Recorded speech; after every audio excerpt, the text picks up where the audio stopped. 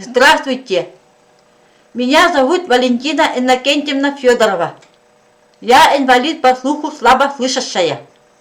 Я вынуждена записать второе видеообращение, чтобы привлечь внимание к тому беззаконию, что творится сейчас в Якутии.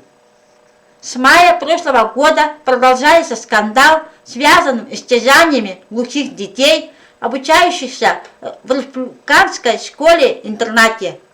Я открыто встала на защиту детей-инвалидов и придала огласке все эти факты.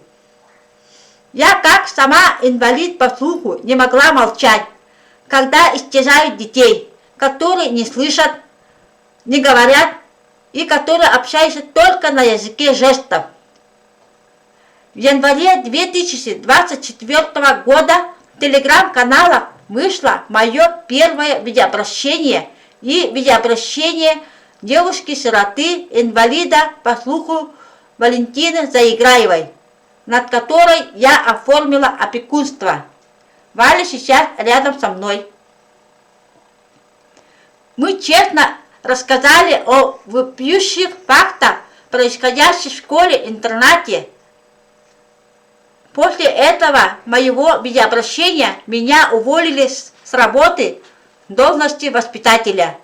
Сейчас на меня возбудили 2 уголовных дела, на меня обвиняют в лжесвидетельствовании, а еще обвиняют в истязании детей.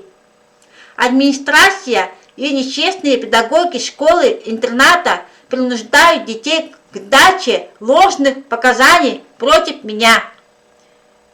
Идет циничная манипуляция сознанием глухих детей и их родителей.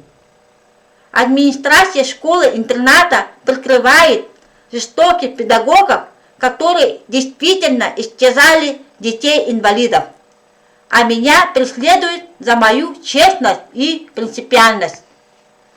Видеозаписи, снятые еще в мае прошлого года и в которых дети жалуются на истязание одного педагога, до сих пор не прошли соответствующие экспертизу.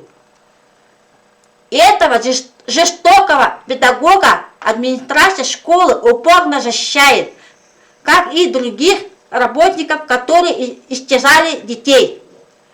Со мной живут моя глухонемая мать, которой 70 лет, и девушка-сирота Валентина Заиграева, инвалид по слуху, которая тоже подвергалась побоям и издевательствам, когда обучалась в 5-й школе-интернате.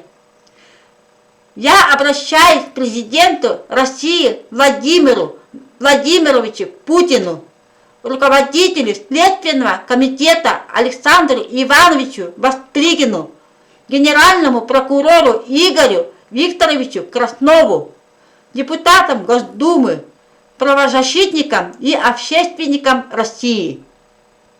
Обратите, наконец, внимание на то беззаконие, что творится у нас в Якутии.